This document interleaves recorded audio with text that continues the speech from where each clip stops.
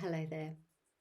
So, I'm going to be talking some more about the verses on the Faith Mind by the third Zen patriarch, Sensang. And I'm going to talk about something I talked about last time because I had a bit more to say about it. So, I think what I read was the first verse, the first lines of the second verse, which is, "The way is perfect like vast space, where nothing is lacking and nothing is in excess." And I was just thinking about how um, a lot of the pain that we experience in life is about a feeling of lacking something, as if there's something missing in our lives. And we imagine that what's missing is something that we can find from outside of ourselves. And this is really important because we expend a lot of energy looking for what it is outside of ourselves that's going to make us happy. And in a way that's natural enough. You know, the world is a very fascinating place. There's lots to be had and there's lots to do. And we imagine that if we make the right circumstances for ourselves, then we will feel complete. There won't be anything lacking. So it's a bit like we feel there's a bit of us missing. And that often leads to a lot of pain because we start looking for what's missing in ourselves in somebody else. And it's often the basis on which we choose our partners.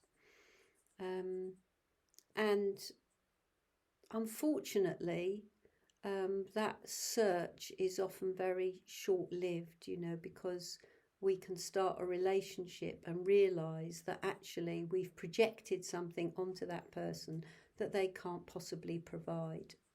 No one else can be responsible for our happiness. And I don't think that's really easy to, to understand deeply, to really see the reality of that. That actually there's nobody in the whole world that's going to be this perfect person that's going to make up something that's missing in ourselves. And if we falsely imagine that we have found that person, then actually it means that we're only living half our lives. We're not living fully. So, yeah, we often hear of partners called the other half. And well, it's fine if that's a bit of a joke, but actually there is a bit of a sad truth behind it. And, I notice that when people come to the Buddhist centre, particularly if they start getting involved in Buddhism, and their partner is not interested in Buddhism, not interested in meditation and so on, that there comes a point quite early on actually where there is a difficulty because that couple might be used to doing everything together, going out together, knowing where each other is all the time. And it's a bit like living with suspicion or something. It's certainly not living with freedom. So, in order to practice, we need to be an individual that can do our own thing. And well, ironically, we'll be much more loving and much more able to be in a partnership, to live with somebody in a really creative way if we can be independent. And that's why we teach the Metta Bhavana, and that's why we know that we have to love ourselves, we have to feel whole in ourselves, rather than looking outside of ourselves towards other people to make up what we feel is missing in ourselves. So how do we do that? How do we become whole? Well, it's partly by seeing that you can't find happiness by looking outside of yourself. If there's something missing inside of ourselves, if there's something that we feel is lacking, we have to look inside of ourselves for it. What is it that we're afraid of? Perhaps it's loneliness, being alone. Perhaps it's fear of intimacy. really showing ourselves in all our true colours. So, when we're in a relationship, we, perhaps we initially project all sorts of wonderful things onto this other person, but we have to come to a place of reality where we see a person in all their roundedness, just as we are, with positive qualities and with faults and weaknesses. And it's really important to see that. And I think it's by denying that actually we can end up in not very healthy relationships, because things get submerged into our unconscious. They get pushed down because they are unacceptable to our conscious mind. So it's much healthier to realise that actually, nobody is perfect. There is not going to be anybody who is going to complete our lives.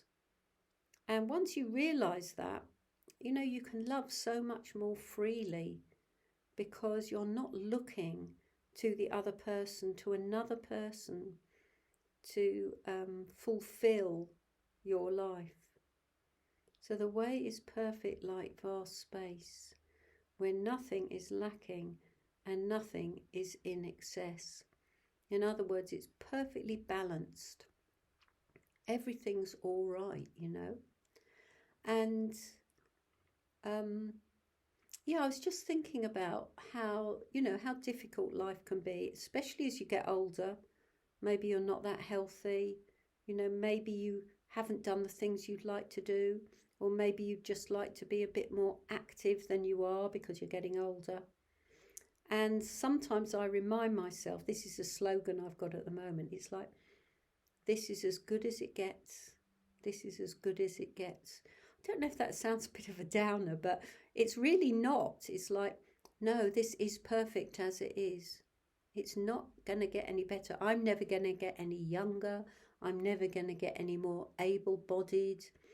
And the thing is that in 10 years' time, I'll look back and realise how much I did have. So I know that now. Sometimes I look at photos of myself when I was like in my 20s, and I think how lacking in confidence I was in how I looked. And I look at those pictures and I think, gosh, I look fabulous in those pictures. But youth, unfortunately, very often feels quite insecure and doesn't realise that youth in itself is beautiful.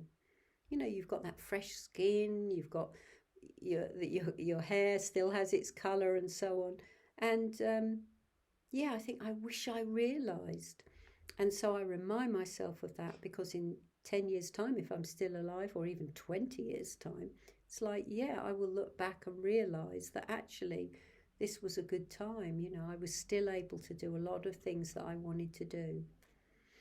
And if we can really appreciate what's in our life right now, it's very liberating, because you become very present.